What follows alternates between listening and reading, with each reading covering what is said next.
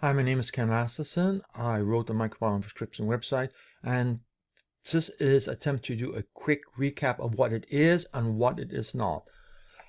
I'm not a medical professional. I'm not licensed to consult or provide advice. What I can do legitimately is provide information, provide data, and any data I have, I can show where I'm getting the data from so that you can test the quality. So the data I'm showing is not my data, somebody else's, generally from clinical study, which I make use of. So if you go in and if you're looking for a particular bacteria and saying, okay, how do I increase my lactobacillus? Just click view. At the top, you hear a description above what we know about the bacteria. Down the bottom, we will see things associated with it. And then you see a list of things which will increase or decrease. And if you click on here, you can go and actually see the studies. And click more, you can read the studies. So I provide the evidence trail for what you are trying to find information of. It's information. Some cases the information contradicts. One study says one thing, one study says another. In this particular case, we see 4 studies, all of them saying that CLA increases lactobacillus. Pretty sure of confidence that will probably be true in general. But sometimes you get 3 studies saying one thing, one study says another. So there's a slight problem there, and that is a judgment call which way to go. There's no way to be definitive. Okay, now, assuming you have a reasonably detailed sample and you have uploaded it, then comes the question is, how does the site provide suggestions? The site provided by somebody saying, okay, what will you want to increase X? What increases X? You want to increase Y, decrease Y, what decreases Y? So you get a list. It may be 1 or 2 bacteria, or it could be a ton of bacteria. After you upload your results, I've tried making your life easy. One is just give me suggestions, which does my 4 favorite ways of doing it, which is using what's called a Monte Carlo simulation of same data, but different approaches on how to select the bacteria, and then put them all together, which means we are less dependent on how we select the bacteria, but what comes out is a consensus across all of the different ways of doing it. For that consensus or individually, you can add more things in, so you can do as many things as you want. This one is the there you have the option. If you go and mark symptoms, you will have, when you go over to the more advanced way of doing it, you will have, first of all, different criteria, different people saying these are the ranges you should be using, these are the criteria to how you should pick the bacteria. Your choice to do it. Everybody has their thinking, their mentality, their mathematics. Some of the mathematics they're using or appear to be using, I disagree strongly with as a statistician professionally, as being a poor choice. You can go down and say, okay, here's my bacteria. I only want those which are cited in a National Library of Medicine. So you can go say, okay, I want, okay, Alzheimer's disease. I have 74 out of 88 matches, which means I fit the profile. And if I also have symptoms of Alzheimer's, or if I'm dealing with somebody who has Alzheimer's, then this will give suggestions on how to adjust the bacteria shift seen with Alzheimer's back towards normal, which hopefully will reduce the severity of Alzheimer's or any of the other approximately 100 conditions there. Now, we have additional methods, which is, actually, if we go back, we have special studies, which allows you, which is the same thing, except this is all in-house studies, which we are doing based on people's self-declared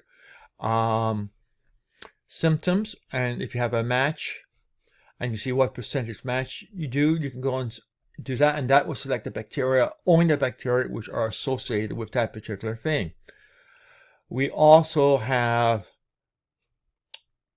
a few other ways. Returning to the My Profile, we have something new which was added recently called the microbiome tree. And this one shows you there, it gives you ways of selecting things which are high or low, different ways of determining what is high or what is low, or is showing there.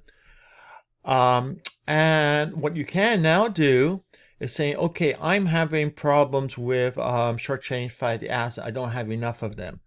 When you do that, it will go and show everything that is involved with short-chain fatty acid, and it'll show there as the icon. So all those are short-chain fatty acid producers.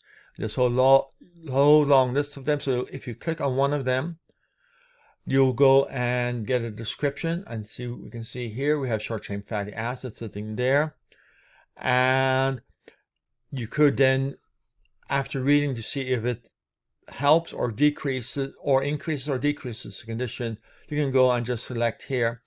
And what you're now doing is you are hand picking the bacteria involved, and this particular option allows you to focus on the ones which are involved with what you're interested in. For example, if you are dealing with inflammatory bowel disease, then those are there. So those are the ones you are going to be most concerned with. And you basically are wanting to say, okay, this one is relatively high, so I want to make this one high. This one is also high. Another one which is high. Another one which is high. So you can go and make a custom selection only of the bacteria which are high and which are associated with inflammatory bowel disease. So you will end up getting suggestions which are very targeted. So you just create a custom profile. There it is. And you can just go over, click suggestions. Probably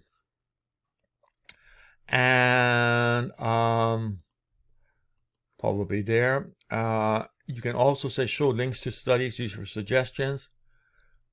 And voila, you now have your suggestions. Now, as I said, we provide data, not advice. Which one of the many ways of doing it is something for you and your consultant, or yourself, if you do it yourself, to come into. When you go in and look at something and you say, okay, inulin is number one choice there.